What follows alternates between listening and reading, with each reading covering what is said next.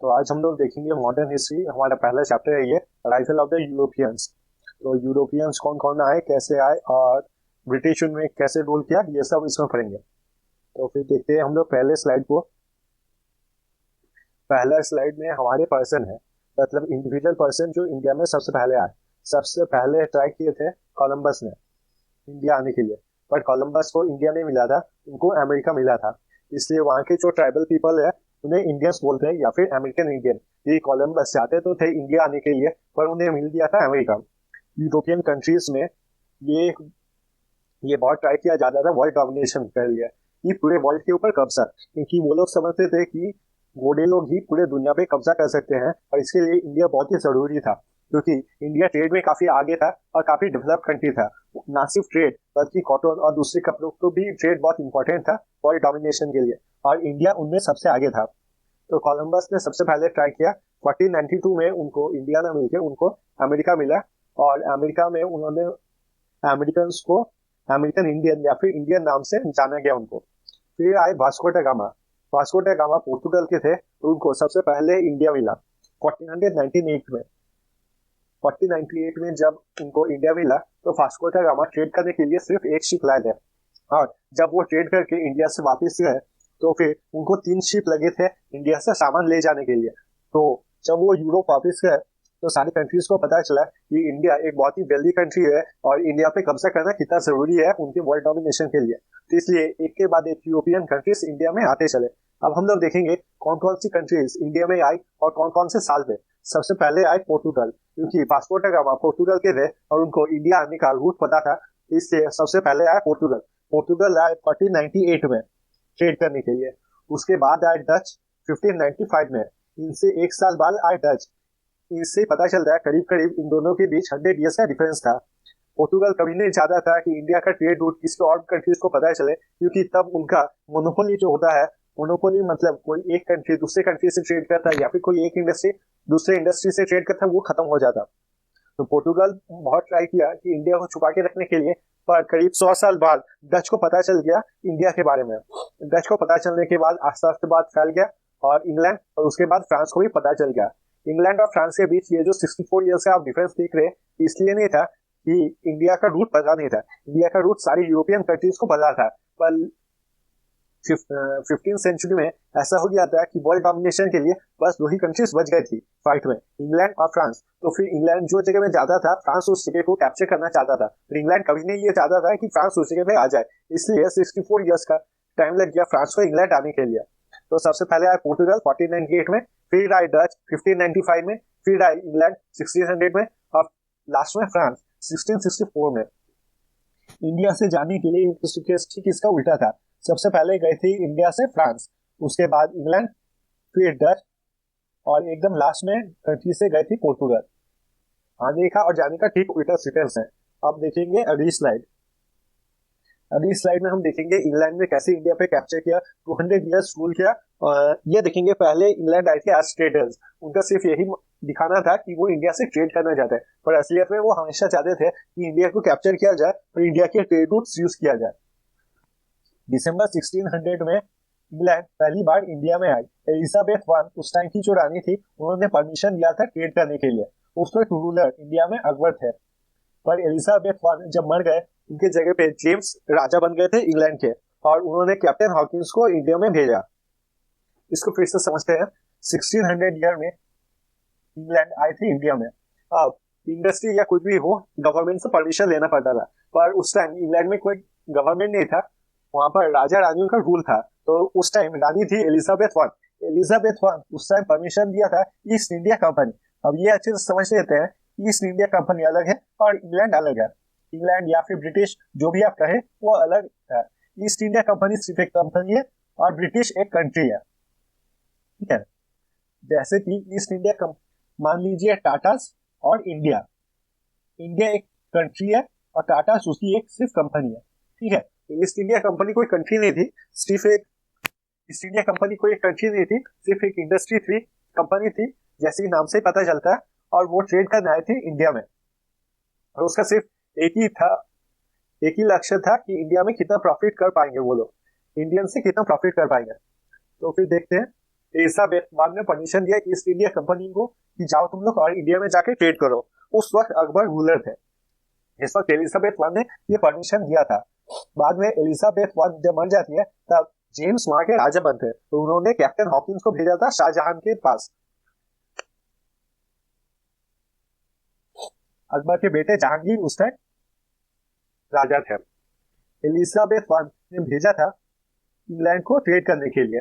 Elizabeth one जब मर गई तब जेम्स किंग बने थे, और यहाँ पर जब अकबर मर गए तो उनके बेटे जहांगीर किंग बन गए।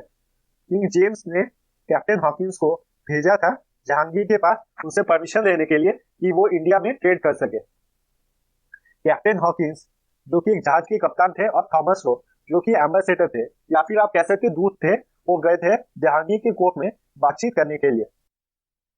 और ये भेजा वो गए थे 1615 में। एलिजाबेथ वन ने 1600 में भेजा था। उस टाइम रूलर थे आपके अकबर। पर बाद में उनके बाद हुए जेम्स। जेम्स ने भेजा कैप्टन हॉकिंस को अकबर के बाद जहांगीर के कोर्ट में। जहांगीर के कोर्ट में वो पहुंचे थे थॉमस लो के साथ। अब ट्रेड के बारे में देखते हैं, क्योंकि इंग्लैंड जो पहले इंडिया पे आई थी तब वो लोग कैसे दिखाते थे कि उनका मतलब सिर्फ ट्रेड करने से है। 1632 में उनको गोल्डन फरमान मिला। अब गोल्डन फरमान, जिसे कि सुनहरा फरमान भी बोला जाता है, इसका मतलब समझते क्या होता है। गोल्डन फरमान फॉर गोलकुंडा। गोल्डन फरमान से आपको काफी राइट्स मिलते हैं। उनमें से पहला है कि आप कहीं भी ट्रेड कर सकते हैं, और ट्रेड में इंपोर्ट भी कर सकते हैं और एक्सपोर्ट भी कर सकते हैं। इंपोर्ट मतलब आप अपने कंट्री यानी इंग्लैंड से सामान ला सकते हैं और इंग्लैंड को सामान भेज भी सकते हैं। दूसरा होता है कि वो अपने कॉइन्स गोलकुंडा पे यूज कर सकते हैं, यानी कि जो कॉइन्स यूज होते थे इंग्लैंड में वो ट्रेड के लिए वो गोलकुंडा में यूज कर सकते थे। इसे बोला जाता था गोल्डन फरमान। और ये सब फैसिलिटी मिलने से वो लोग गोलकुंडा के राजा को एक फिक्स्ड अमाउंट पे करते थे। मान लीजिए 10,000 रुपीज पे करना पड़ता था पर ईयर फॉर गोलकुंडा। ये एक्चुअल अमाउंट तो दिया हुआ नहीं है, एक रफ फैक्ट है। मान लीजिए 10,000 रुपीज पर ईयर देते थे, और ट्रेड करने के लिए वो इंपोर्ट और एक्सपोर्ट दोनों कर सकते थे गोलकुंडा से आसानी से समझते हैं कि मान लीजिए किसी मालिक ने एक दुकान दिया किसी और को। फर्स्ट पर्सन मालिक है, सेकंड पर्सन दुकानदार है। मालिक ने दुकानदार को पैसा दिया, बोला कि 12 महीने के लिए दुकान तुम्हारा है, तुम जितने चाहो इसे ट्रेड करो, चाहे तुम 12 घंटे दुकान खुला रखो, 16 घंटे दुकान खुला रखो, 8 घंटे दुकान खुला रखो, इससे मुझे फर्क नहीं पड़ता, पर पूरा साल में मुझे 5,000 रुपया मिल जाना चाहिए। तो फिर यही होता है। ये पहला आपका गोलकुंडा के राजा थे, और सेकंड आपके ब्रिटिशर थे। इसे ही बोला जाता है गोल्डन फरमान। ये पहले उनको गोलकुंडा के लिए मिला, ब्रिटिशर्स को गोल्डन फरमान।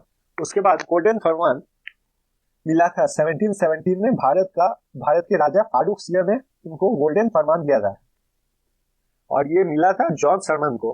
फारूक सियर जो कि उस वक्त मुगल के राजा थे, और इंडिया के ज्यादातर रीजन मुगल के कंट्रोल में था, तो ये बहुत ही एक इंपॉर्टेंट गोल्डन फरमान बन जाता है इंग्लैंड के लिए। इंग्लैंड अपना ट्रेड, अपना जो पंजा होता है वो इंडिया में रख पाया इस गोल्डन फरमान के वजह से, जो उनको दिया था फारूक सियर ने 1717 में। अब देखते हैं इसके क्या क्या पॉइंट्स है। पहला है duty free trade for annual payment of 3,000 rupees. जैसा कि मैंने आपको बताया कि उनको बंगाल मिल गया। बंगाल से आप जितना भी चाहिए इंपोर्ट कर सकते हैं, जितना भी चाहिए एक्सपोर्ट कर सकते हैं, वो आपकी मर्जी है। पर एक साल में फारूक सियर को 3,000 रुपीज देना पड़ता था ब्रिटिश को। 3,000 रुपीज फारूक सियर को देना पड़ता था, और बदले में बंगाल में वो लोग जितना चाहे इंपोर्ट और जितना चाहे एक्सपोर्ट कर सकते थे। इसके बाद उनको सूरत मिला। सूरत में भी वही ड्यूटी फ्री ट्रेड, जितना चाहिए इंपोर्ट, जितना चाहिए एक्सपोर्ट कर सकते थे, जितना भी वो लोग चाहे बिजनेस कर सकते थे।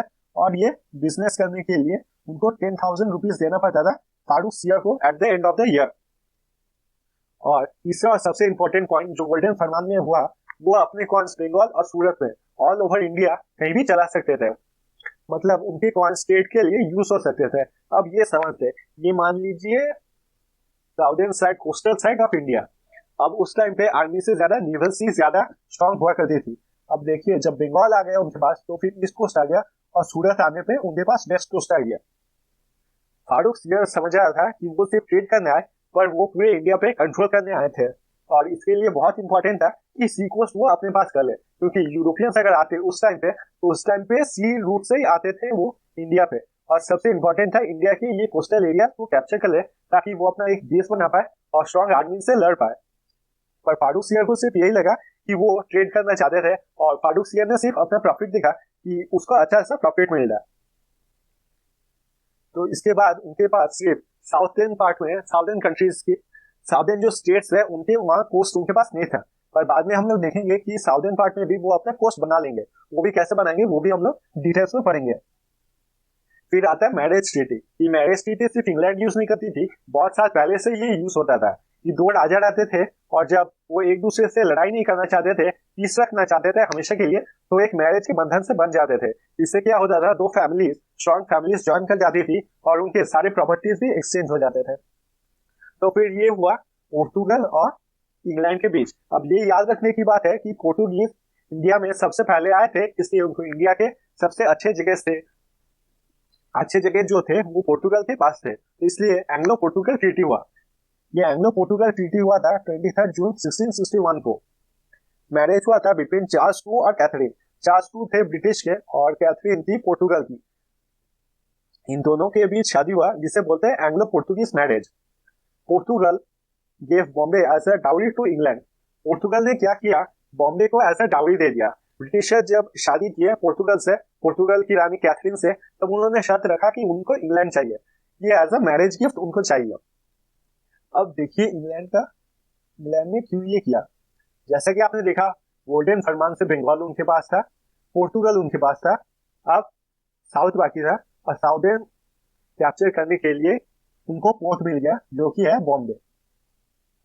उनको सिर्फ मैरिज ट्रीटी से मतलब था कि अपनी रानी की शादी के लिए उनको कोई फर्क नहीं पड़ता था कि बॉम्बे की क्या हो, या फिर बॉम्बे उनका था भी नहीं, पर उनको ऐसा ट्रीटी दे दिया, उनको ऐसा डाउरी इंग्लैंड को दे दिया। अब इंग्लैंड के पास सभी कोस्टल एरियाज में स्ट्रॉन्ग एरिया होल्डिंग था और वो कोई भी यूरोपियन कंट्रीज को हटा सकती थी।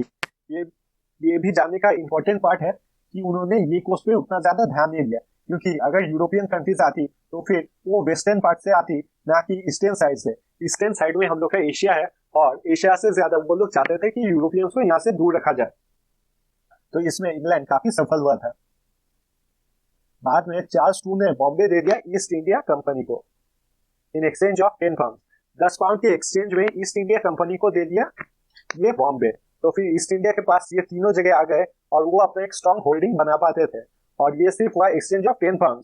10 पाउंड क्यों, ज्यादा क्यों नहीं, 10 पाउंड से मिनिमम अमाउंट था उस टाइम पे, ताकि एक दूसरे के बाद लीगल ट्रेड हो पाए। लीगल ट्रेड मतलब पेपर में दे दिया गया साइन करके कि बॉम्बे अब से ईस्ट इंडिया कंपनी का है। चार्ल्स II ने दे दिया, क्योंकि जितना भी ट्रेड होता था, टैक्स होता था, सभी इंग्लैंड को मिलता था। और इंग्लैंड से मतलब है एलिजाबेथ और उनके जो रानी है, ये सबको खर्चे मिलते थे और चार्ल्स II को भी मिलने लगा। तो फिर हम लोग देखेंगे फेमस पोर्ट्स कौन कौन सा है, क्योंकि इंडिया के राजा लोग को जो लगता था कि इंग्लैंड सिर्फ आया है ट्रेड करने के लिए, वो बिल्कुल नहीं था। इंग्लैंड पहले से इंडिया पे आया था उसको कैप्चर करने के लिए और उस पर राज करने के लिए, और 200 साल तक उसने किया भी था। अब देखेंगे फोर्ट सेंट जॉर्ज इन मद्रास। ये देखिए साउथ में आ गया फोर्ट सेंट जॉर्ज। फिर फोर्ट विलियम इन कैलकाटा। ये देखेंगे बैटल ऑफ प्लासी हुआ था, ये फोर्ट विलियम इन कैलकाटा की वजह से। जब फोर्ट विलियम इन कैलकाटा बनाया गया था, नवाब सिराजुद्दौला को ये बिल्कुल पसंद नहीं आया था और उन्होंने इंग्लैंड में हमला कर दिया था। उस वक्त इंग्लैंड या फिर ब्रिटिश, जो भी आप कहे, वो इनसे हार गई थी। तो ब्रिटिशर्स को पता चल गया नवाब सिराजुद्दौला को ऐसे हरा नहीं सकते, और बाद में उन्होंने उनके जनरल को अपने साइड करके बाद में नवाब सिराजुद्दौला को बैटल ऑफ प्लासी में हरा दिया था। और एक इंपॉर्टेंट है फोर्ट लुइस इन पौंडीचेरी। तो ये 3 फोर्ट है। फोर्ट या फिर किला इसलिए बनाया जाता है, कभी भी ट्रेड के लिए नहीं बनाया जाता। किला इसलिए बनाया जाता है कि वहां पर उनके आर्मी रख पाए, आर्मी स्टे हो पाए, और जितने भी एमिनेशन है उनको रख पाए, इसलिए फोर्ट बनाया जाता है। कभी भी आप देखेंगे कोई कंपनी कहीं पे जाके किला नहीं बनाता। तो इससे आस्ते आस्ते इंडियंस को पता चल गया कि इंग्लैंड किस लिए इस जगह पे आए थे। तो आज इतना ही रहने देते हैं। अगर वीडियो आपको अच्छा लगा तो काइंडली लाइक कीजिए, शेयर कीजिए और सब्सक्राइब कीजिए, इससे मुझे काफी हेल्प मिलता है। थैंक यू सो मच ये वीडियो देखने के लिए। मिलता है अगले वीडियो में।